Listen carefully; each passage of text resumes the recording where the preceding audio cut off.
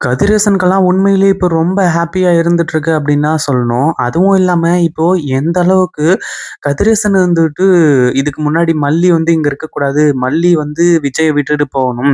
அதுவும் இல்லாம எப்போ வந்து மல்லிய நீங்க உங்கள விட்டு அனுப்புறீங்களோ, அதுக்கப்புறம் தான் வந்து என் பொண்ண நீங்க கூட்டிட்டு போணும். அப்படி இப்படிங்கிற மாரி வந்து சொல்லி, இந்த கதிரேசன் வந்துட்டு இப்போ அடுத்தடுத்த விஷயங்கள் செஞ்சது எல்லாத்தையுமே பார்த்தோம். அதாவது நம்ம மல்லி போனா தான் இங்க இப்போ ரேணுகாவோட கழுத்துல வந்து தாலிய கட்டுறதா இருந்தாலும் சரி, ரேணுகா கூட வாழ்றதா இருந்தாலும் சரி, இந்த மாரி விஷயங்கள்லாம் நடக்கும் அப்படிங்கிற மாரி சொல்லி, ஆனா அதே சமயத்துல இங்க நம்ம விஜய் வந்து இப்படி மாறுவாரு அப்படின்னு இங்க யாருமே எதிர்பார்க்கவே இல்ல. அதுவும் விஜயே இருந்துட்டு இந்த மாரி மல்லிக்கு பைத்தியம் பிடிச்சிருக்கு அப்படி இப்படிங்கிற மாரி வந்து சொல்லி, மல்லி இனிமே எனக்கு தேவை கிடையாது. எனக்கு முக்கியம் ரேணுகா மட்டும் தான் அப்படின்ற மாரி வந்து சொல்லி, இங்க சிறப்பான சம்பவத்தெல்லாம் செய்வாங்க அப்படின்னு கொஞ்சம் கூட எதிர்பார்க்கவே இல்ல.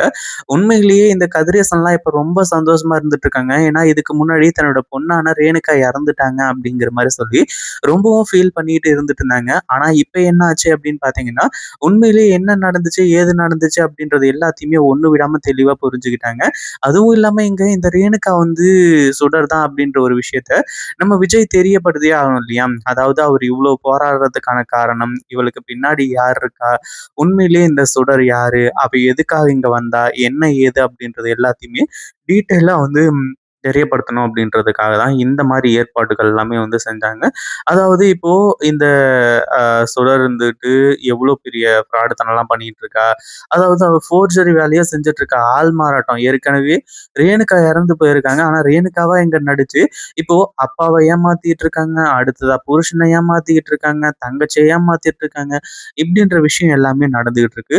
அதே மாரி விஜய் இருந்துட்டு இப்படி ஒரு அதிரடியான முடிவு எடுப்பாங்க அப்படின்னு இந்த சுடர்லாம் கொஞ்சம் கூட எதிர்பார்க்கவே இல்ல. இப்போ சுடருக்கு அடுத்தது என்ன பண்றது? ஏது பண்றது? அப்படின்னு ஒண்ணுமே புரியல. அதுவும் இல்லாம இப்போ அடுத்ததா வந்து விஜய நம்புறதா? அதாவது விஜய் வந்து உண்மையிலேயே திருந்திட்டதா சொல்லி, அ அதாவது மல்லிய வந்து விவாகரத்து பண்ண போறேன். அப்படி இப்படிங்கிற மாரி சொன்னாங்க. அடுத்ததா மல்லி இருந்துட்டு, இதுக்கு மேல வந்து என்னால உங்க கூட வந்து ஒண்ணா வாழ முடியாது.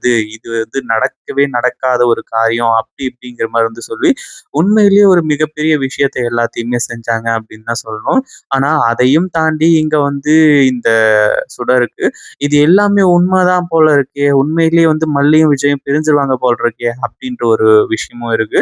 ஆனா, அதே சமயத்துல வந்து இந்த சுடர வந்து நேரா போயிட்டு அந்த அ ரகுவ வந்து மீட் பண்றாங்க. ரகுவ மீட் பண்ணும்போது இந்த மாரி வந்து "விஜய நீ நம்பாத. விஜய நம்புன அப்டின்னா உனக்கு வேலைக்கு ஆகாது. அதுவும் இல்லாம நீ முன்னாடியே பிளான் போட்ட மாதிரி அந்த நகை எல்லாத்தையுமே திருடிட்டு நீ பாட்டுக்கு வந்து கெளம்பி வந்துரு. நம்ம இங்கருந்து எஸ்கேப் ஆயி எங்கேயாச்சும் வந்து போயிடலாம்." அப்டிங்கிற மாரி வந்து சொல்லிட்டு இருக்காங்க. இப்போ சுடருக்கு இப்போ அதாவது அவ பாதி கிணத்த தாண்டுறதுக்காக வந்து அதாவது கிணத்த தாண்டுறதுக்காக வந்தவ பாதியிலேயே வந்து நின்னுட்டு இருக்கா.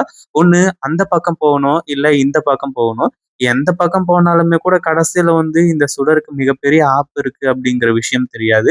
ஒரு பக்கம் விஜய் வந்து முழுசா நம்புறா. உண்மையிலேயே விஜய் வந்து மனசு மாறிட்டாங்க அப்படிங்கிற மாரி வந்து சொல்லி, ஏன்னா விஜய்லாம் வந்து போடுற டிராமா அந்த மாரி, அதே மாதிரி நம்ம மல்லி போடுற டிராமா அந்த மாரி, மல்லி பேசுற பேச்சு, உண்மையிலேயே இந்த சுடரோட மயக்கிட்டாங்க அப்படின்னு தான் சொல்லணும். அதாவது இங்க உண்மையிலேயே மல்லி வந்து பேசுறது எல்லாமே உண்மைதான்.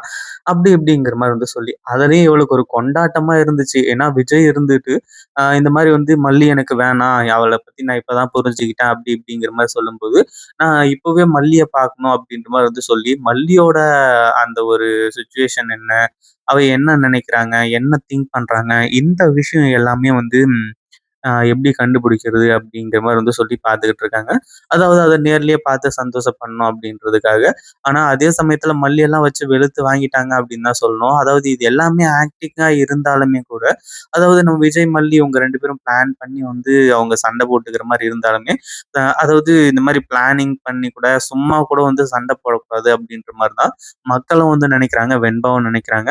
ஆனா இந்த ஒரு சிச்சுவேஷன ஹேண்டில் பண்ணணும் அப்படின்னா, கண்டிப்பா இந்த ஒரு விஷயம் தேவை அப்படிங்கிற மாரி சொல்லி, அடுத்ததா வந்து எல்லாத்தையுமே பண்ணிக்கிட்டு இருக்காங்க. அதாவது இந்த சுடரோட பத்தின ரகசியங்கள கண்டுபிடிக்கணும். காமிக்கணும் அப்படின்றதுக்காக. ஒரு பக்கம் கதிரேசன்லாம் வந்து, "மாப்பிள நீங்க இவ்ளோ வந்து மனசு மாறுவீங்க அப்படின்னு நான் கொஞ்சம் கூட எதிர்பார்க்கவே இல்ல. உண்மையிலேயே நீங்க ரொம்ப கிரேட் மாப்ள. கிரேட், கிரேட் வேற லெவல். அதுவும் இல்லாம இத நீங்க முன்னாடியே செஞ்சிருந்தீங்க அப்படின்னா, இந்நேரத்துக்கு நீங்க ரேணுகாவோட கழுத்துல தாலிய கட்டி, என் பொண்ணுக்கும் வந்து ஒரு மிகப்பெரிய சப்போர்ட்டா இருந்திருக்கலாம். இப்ப கூட ஒண்ணுமே கெட்டு போகல. எல்லாமே நல்லபடியா தான் போய்க்கிட்டு இருக்கு. இதுக்கு மேல வந்து அந்த மல்லி பக்கம் போய் வந்து நிக்காதீங்க. இனிமே அதாவது இத்தோட வந்து மல்லியோட பேச்ச விட்டுருங்க. மல்லிய வந்து யாரோ அவ்வளோதான். அதாவது அவ வந்து வந்தா, உங்க பொண்ண பார்த்துக்கிட்டா, அதாவது வெண்பாவ பார்த்துக்கிட்டா அவ்வளோதான். அத தவிர வந்து வேற எதுவும் உங்களோட மனசுக்குள்ள வச்சுக்காதீங்க அப்படின்ற மாரி சொல்லிறாங்க. இப்போ அடுத்ததா கல்யாண ஏற்பாடுகள்லாம் நடந்துட்டு இருக்கு. உண்மையிலேயே இப்போ அடுத்தடுத்த விஷயங்கள் எல்லாமே இந்த சுடருக்கு அகைன்ஸ்டா தான் நடந்துட்டு இருக்கு. ஆனா சுடர் நினைச்சிட்டு இருக்கிற வரைக்கும், உண்மையிலேயே வந்து நமக்கு எல்லாமே நல்லபடியா தான் நடக்குது அப்படிங்கிற மாரி வந்து சொல்லி, ஆனா அதே சமயத்துல சுடர் இருந்துட்டு இப்ப நகைய ஆட்டைய போறதுக்கு பிளான் பண்ணிட்டு இருக்காங்க. ஏற்கனவே அந்த ரூ. 50,00,000 விஷயத்துல ரூ.